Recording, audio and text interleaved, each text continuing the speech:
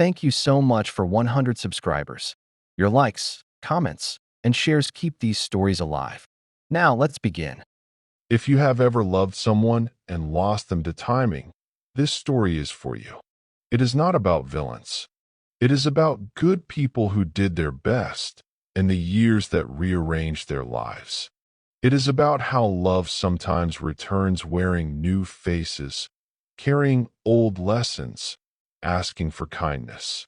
The first time Kim and Daniel really spoke, they were hiding from a storm beneath a concrete staircase on their university campus in Lagos.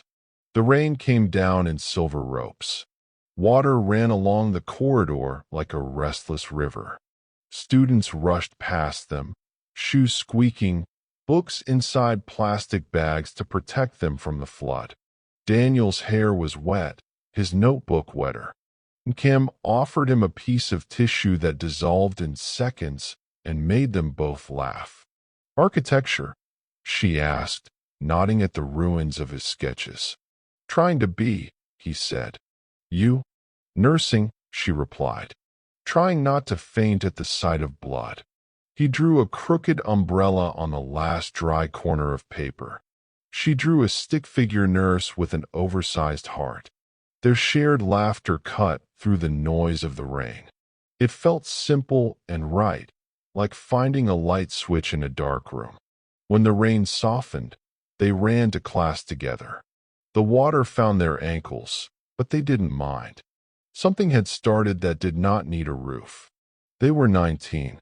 They thought the world would say yes because they were ready to work hard. For a while, the world did. Fridays under the stairs. Every Friday afternoon, when the library was too crowded and the generator was acting stubborn, they met under the same staircase with a flask of tea and a packet of biscuits. Daniel sketched buildings that looked like gentle hands, curves and arches that promised safety.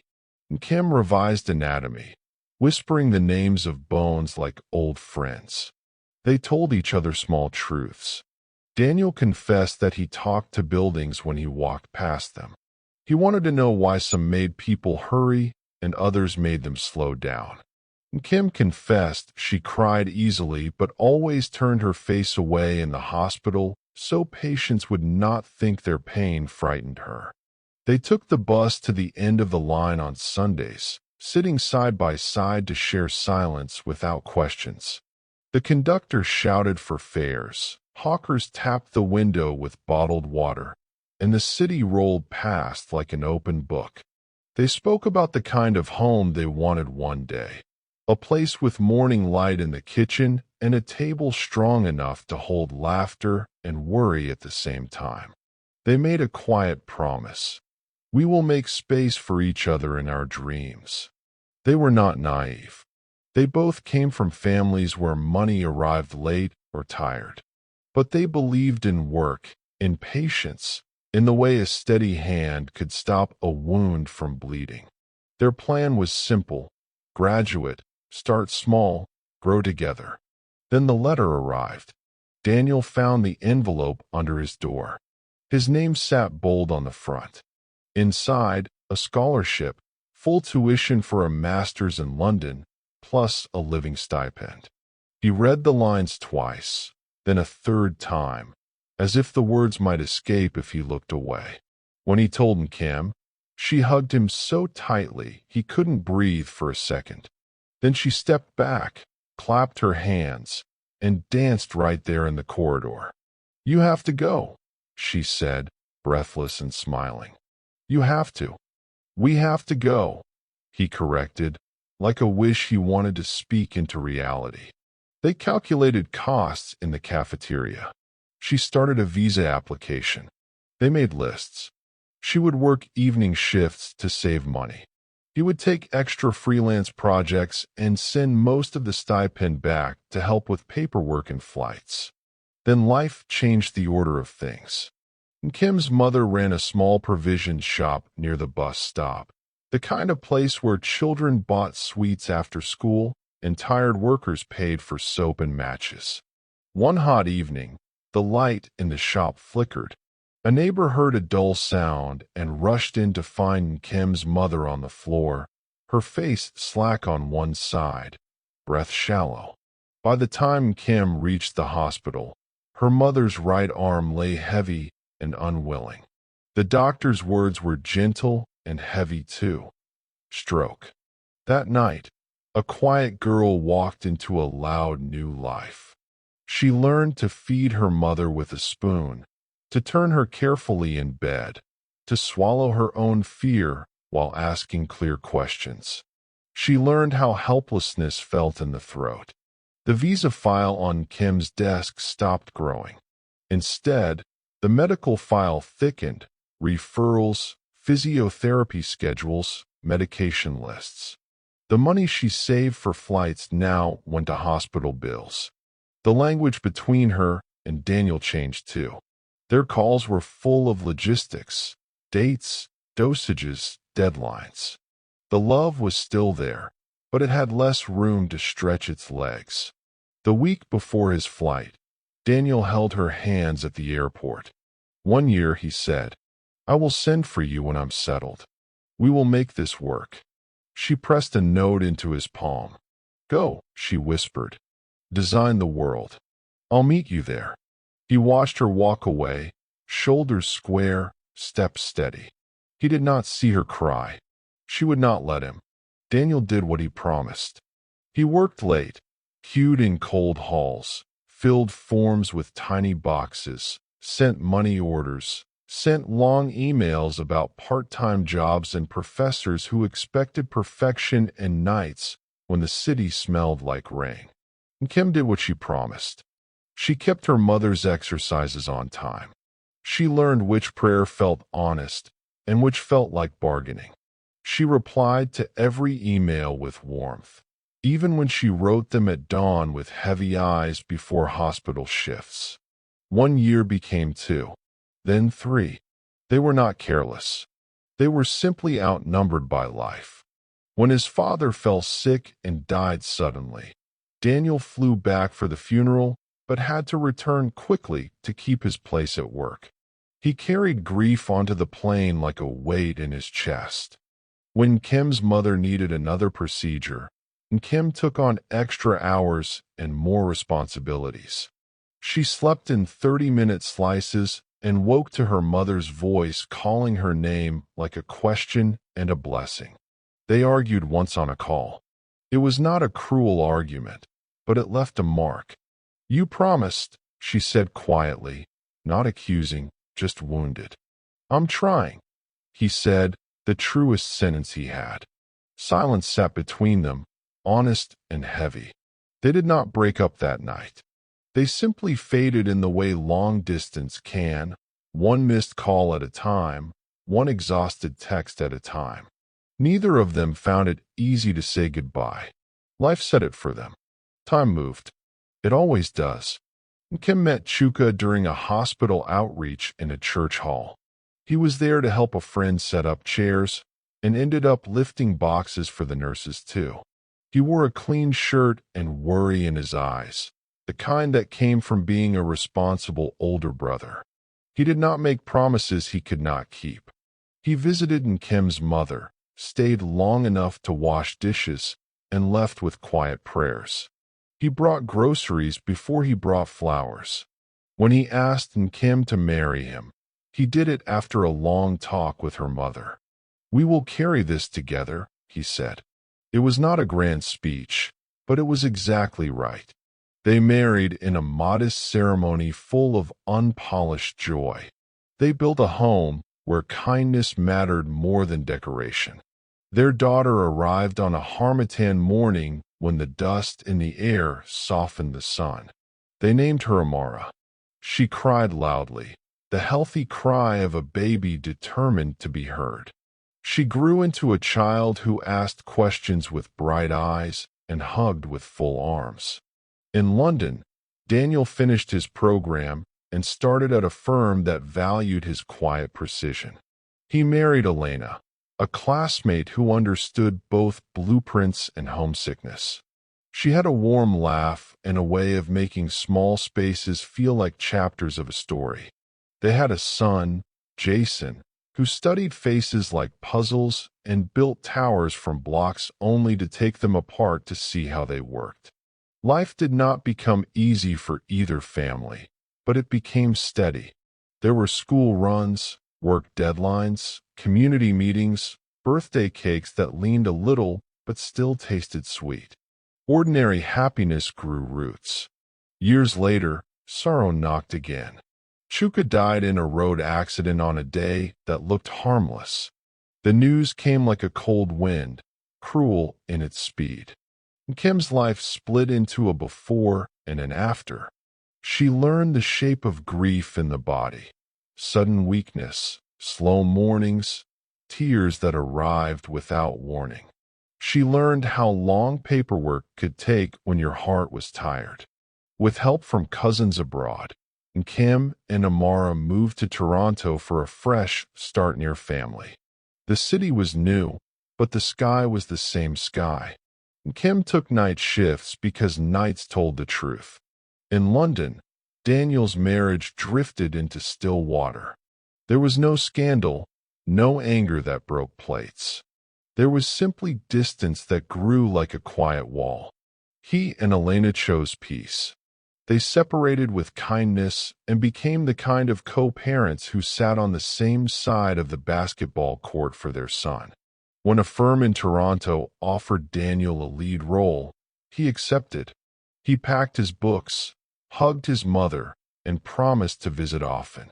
Two people, once each other's future, now moved to the same city for reasons not connected to each other. The map was doing something mysterious. On a bright September morning in Toronto, Amara stood at a campus volunteer fair trying to convince sleepy students to sign up for a blood drive. She smiled with conviction and offered flyers with facts written in big letters.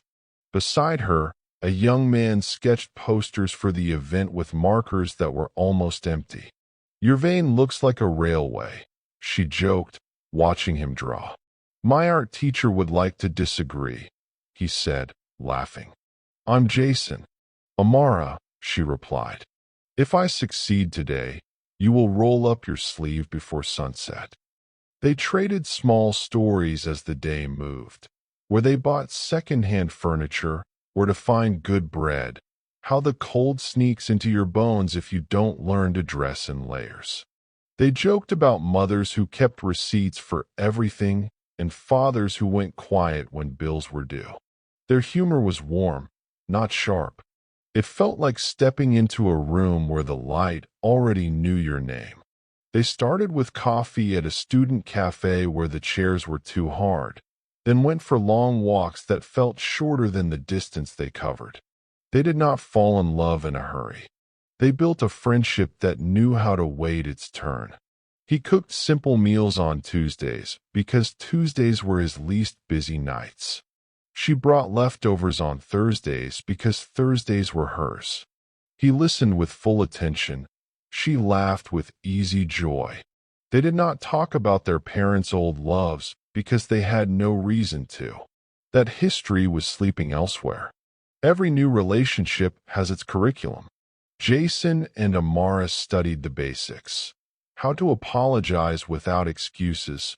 How to share stress without turning the other person into a dumping ground. How to keep promises small and keep them anyway. Jason learned that Amara liked to leave notes in unexpected places. Inside his sketchbook, inside his jacket pocket, under a mug. "You are allowed to rest." One note said on a week when his architecture project ate his sleep.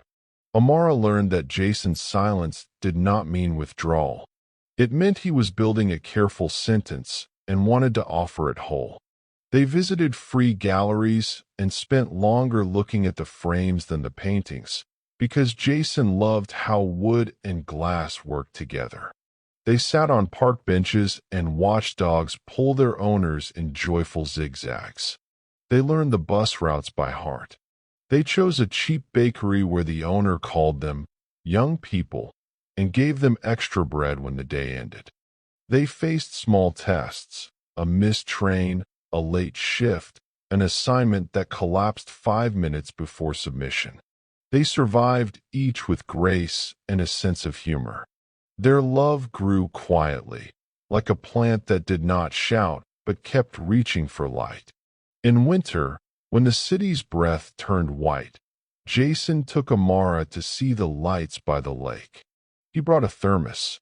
She brought 2 pairs of gloves.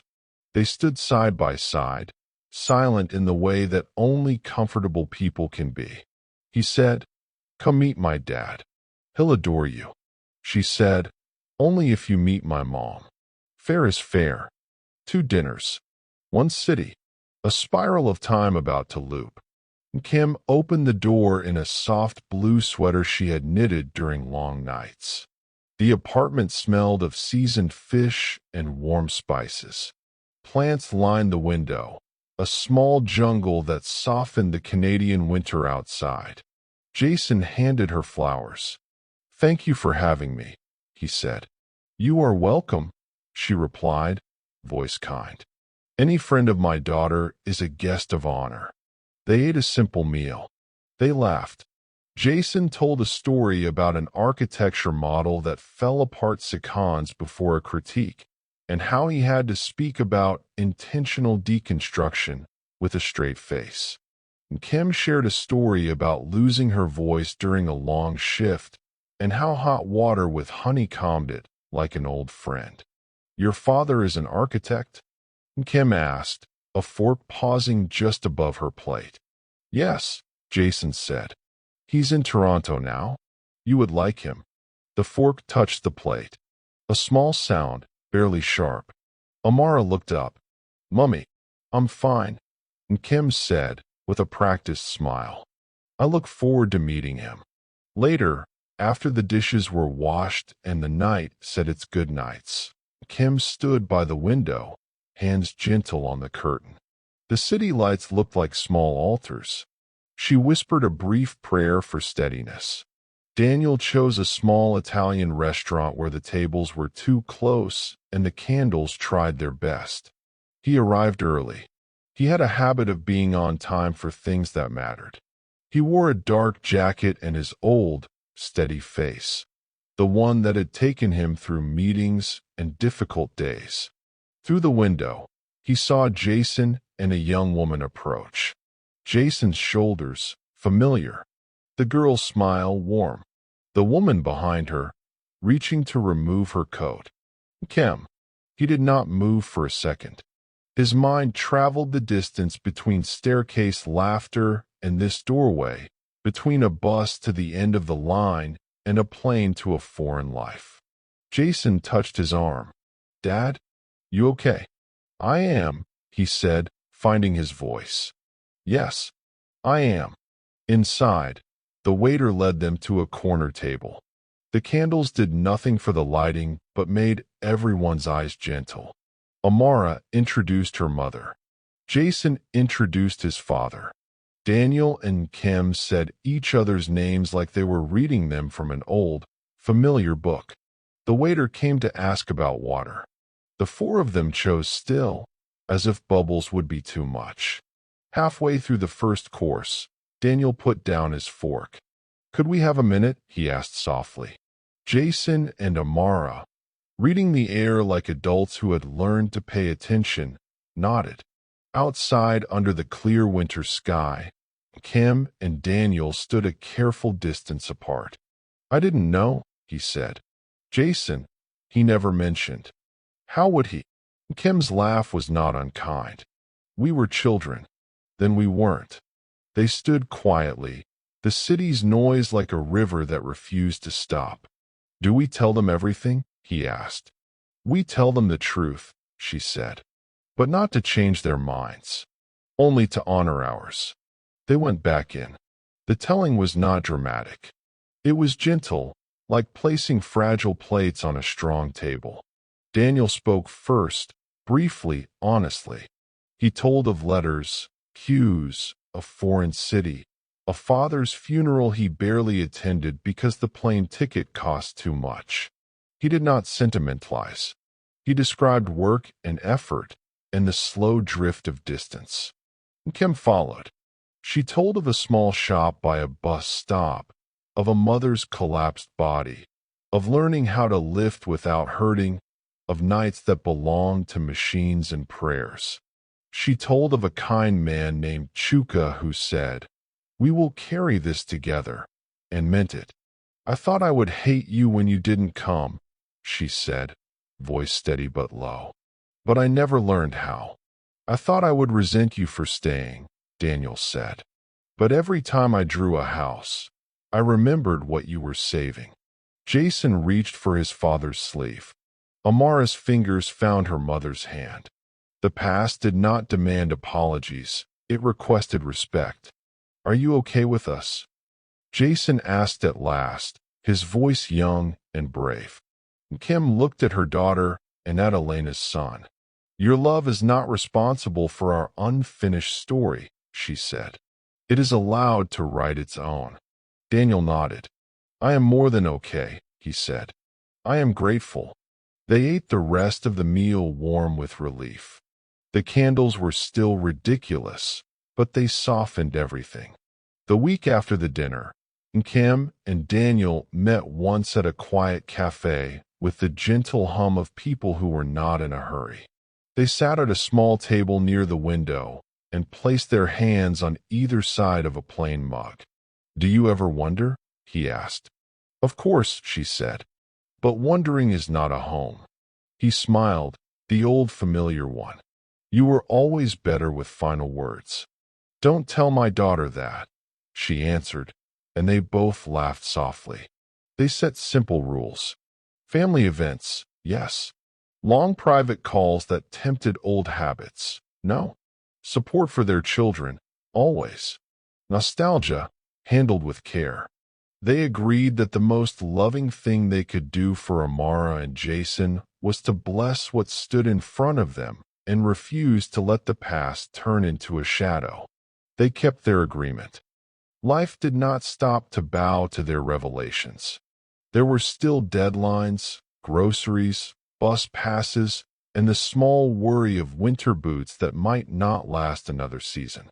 There were also new joys, movie nights where the popcorn burned a little, a small victory when a stubborn door in Jason's studio finally closed with a good, honest click, a text from Amara after a tough shift. "We helped a patient breathe easier today." Jason entered an architecture competition hosted by a local nonprofit planning a community center. The brief was simple: design a space that made people feel welcome. He worked in the studio late, but not the kind of late that breaks you. Amara visited once with a bag of sandwiches and stood quietly while he presented his concept to mock reviewers. He spoke about light and movement, about benches that invited conversation, about windows that gave shy people a view without demanding they be seen. He did not name it out loud, but the building he described borrowed something from the way Kim had held the world for years: open, steady, kind.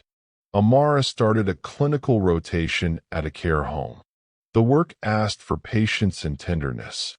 She learned the names of residents' grandchildren, the songs that made them smile, the food that made them feel safe. On hard days, she came home and let herself cry for 5 minutes, then cooked something simple, then laughed at a silly video Jason sent. She was learning a strong skill: how to let the day end. There were small conflicts, too, nothing dramatic.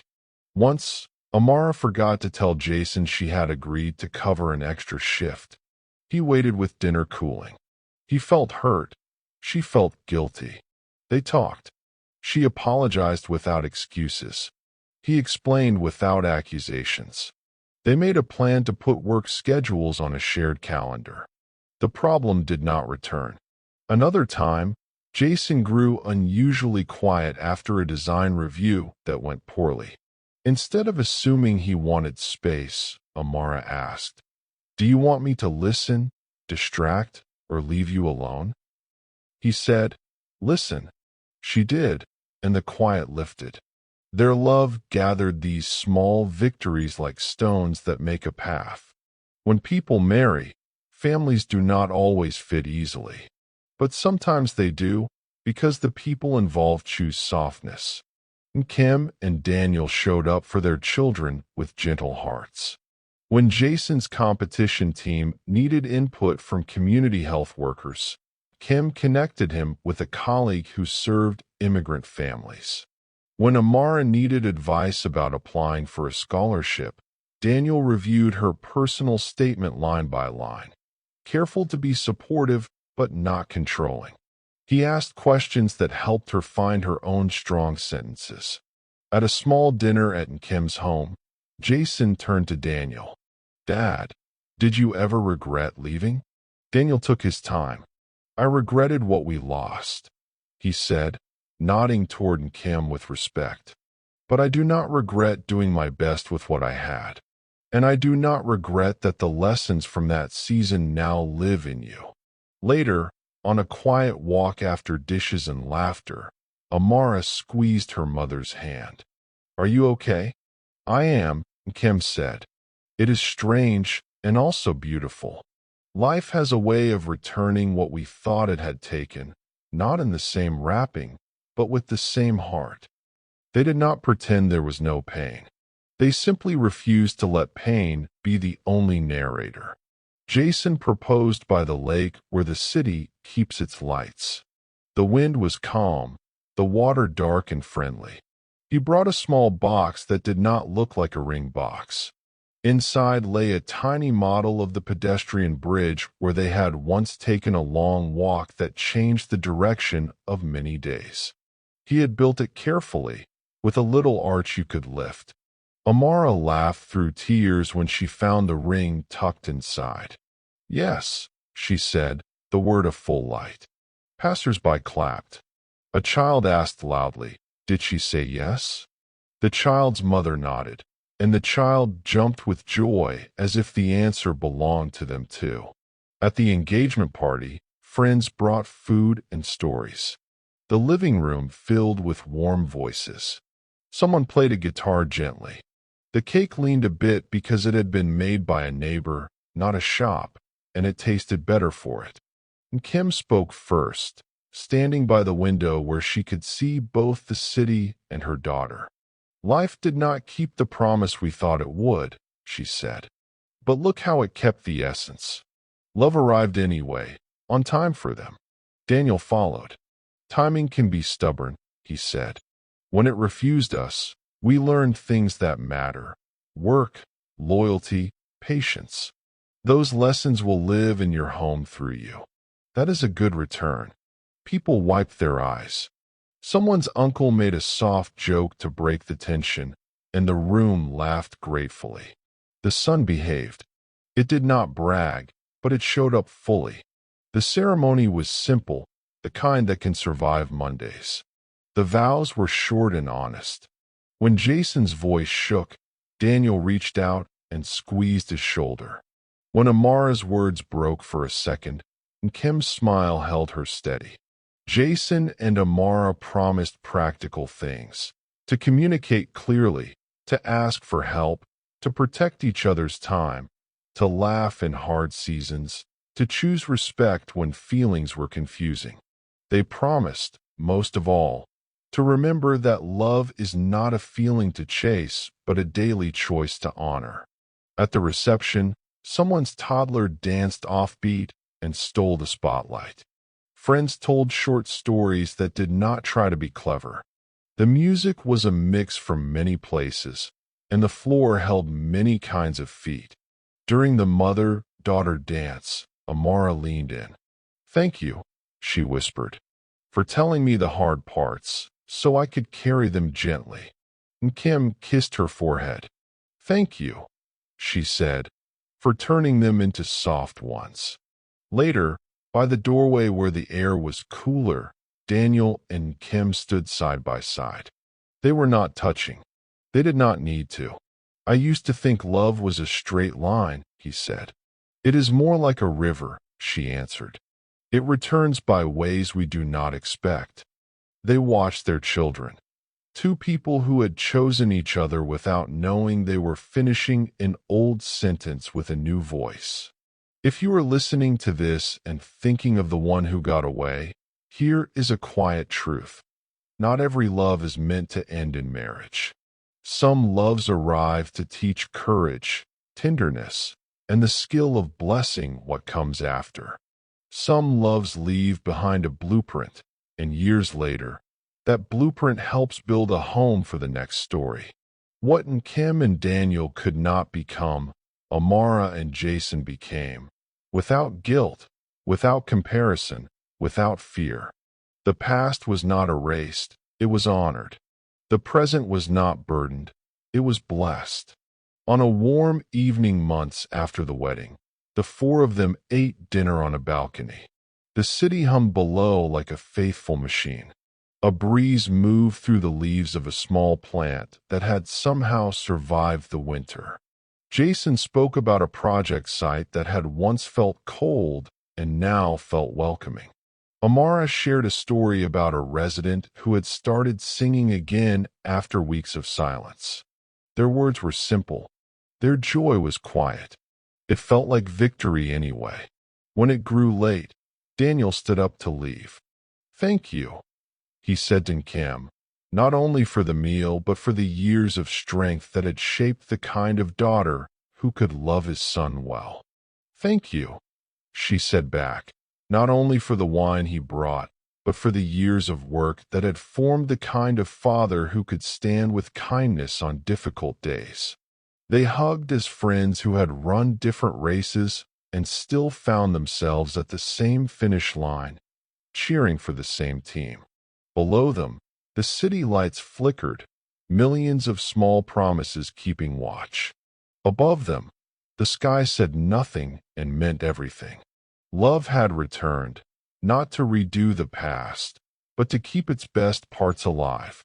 And that, in the end, was more than enough.